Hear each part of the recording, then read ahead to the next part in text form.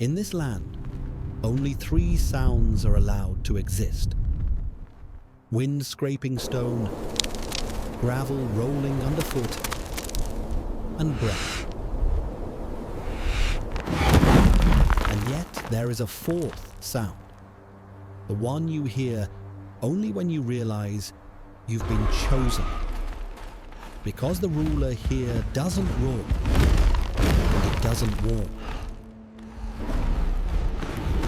It strikes, ends you, and vanishes as if it was never there at all.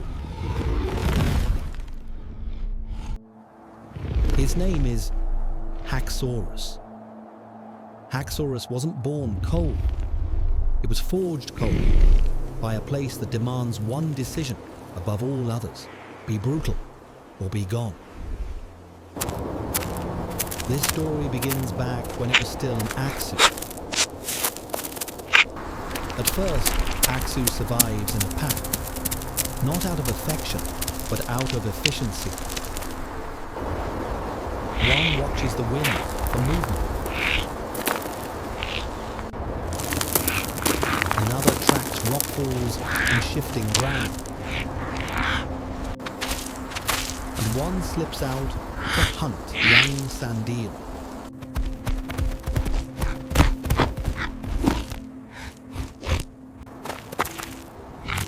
Or scraps with Scraggy right on the edge of territory.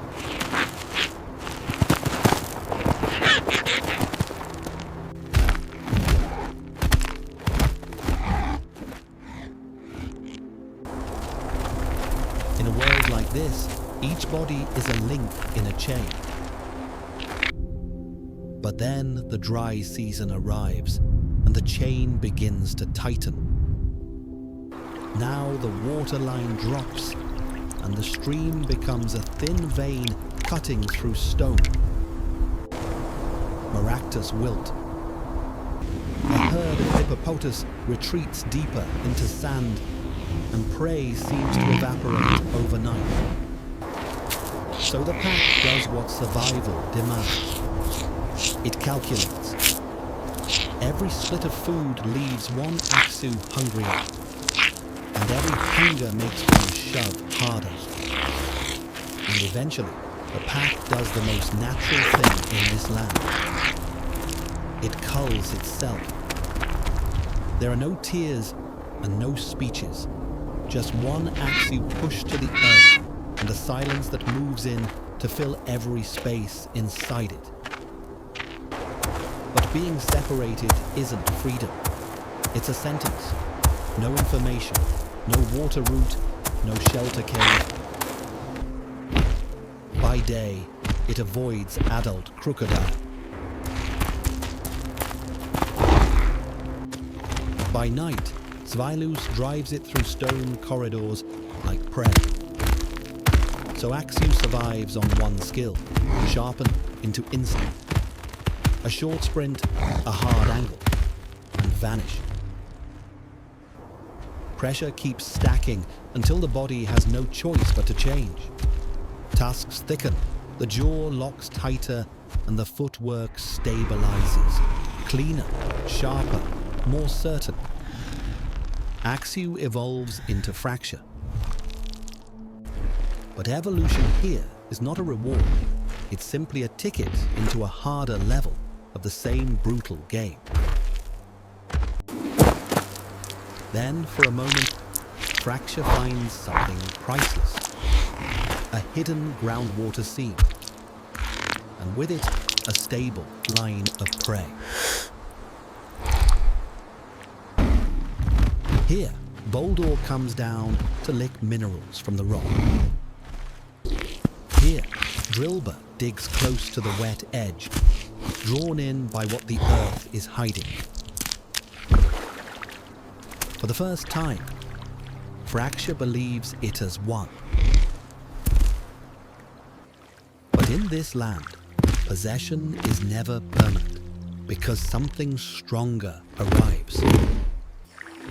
An old Haxorus, tusks worn, body still, like part of the cliff itself. It doesn't need to fight, It only needs to stand there, and everything becomes its property: water, food, and permission to remain. And now Fraxure learns the rule it will never forget. You can lose a fight, but you cannot lose the source of life.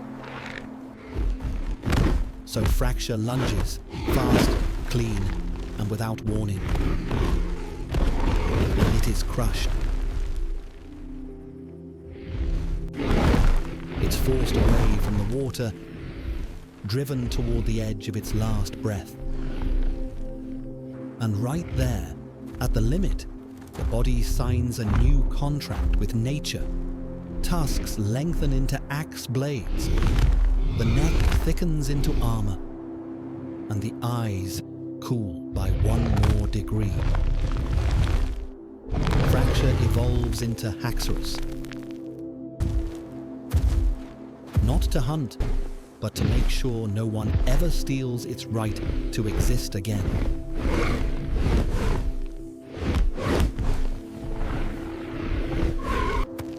From that day on, Haxorus hunts in a single rhythm. Close in, burst. End, disappear. It moves more than most creatures expect. It travels, it searches, and it strikes with speed, cutting away before anything can respond.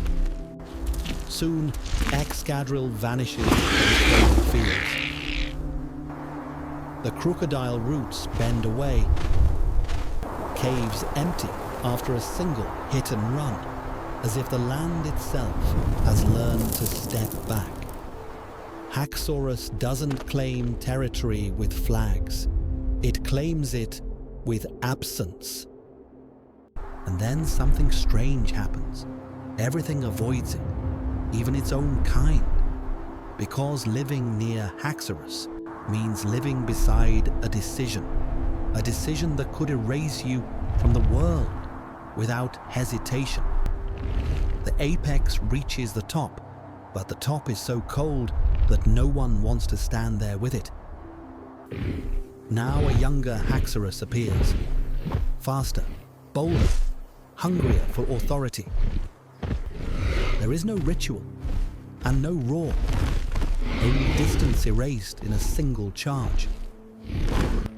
Two shadows collide, stone cracks and dust burst upward like cannon smoke. They don't circle, they collide. Axe blades meet axe blades, bone on bone.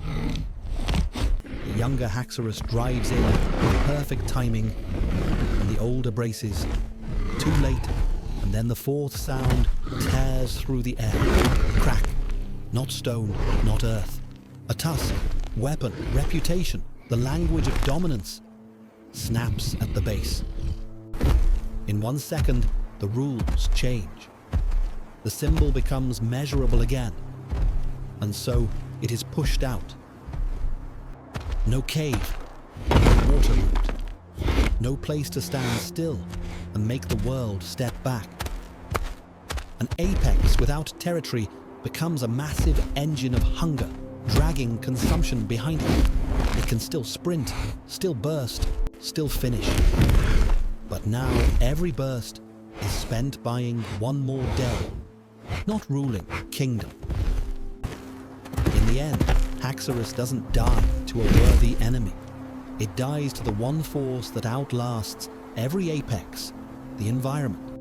Because this land doesn't care how long you stood at the top. It asks one question only. Are you still compatible? Haxorus was powerful, but its power was built too perfectly for a world that changed. And when the world changes, the most specialized creatures break first. Nature's message is colder than stone. The survivor isn't the strongest. It's the one who adapts best. So when the world no longer makes space for you, do you fight it or do you disappear?